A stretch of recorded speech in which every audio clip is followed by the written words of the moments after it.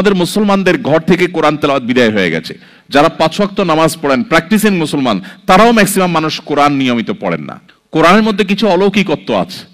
আপনি যদি কোরআনের অলৌকিকত্ব দেখতে চান, তো আমি আপনাকে বলবো আপনি কোরআন খুলুন এবং কোরআন পড়া ধরুন। আল্লাহর শপথ করে বলতে পারি, কোরআনের অলৌকিকত্ব আপনি নিজের চোখে দেখবেন। ঈমান শক্তিশালী হতে বাধ্য যদি আপনি কোরআনের সাথে সময় কাটান।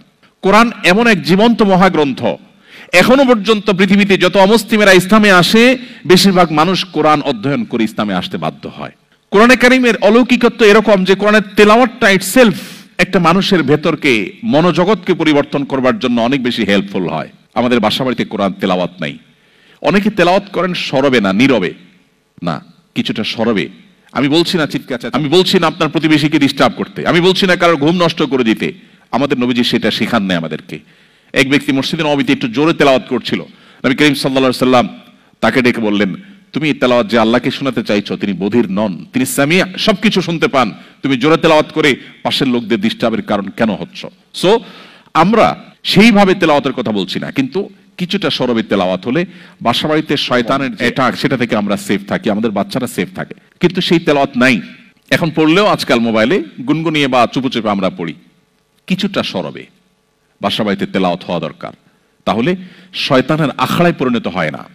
এবং শয়তান যে আমাদেরকে স্পিরিচুয়ালি অ্যাটাক করে এটা আমরা বুঝি না।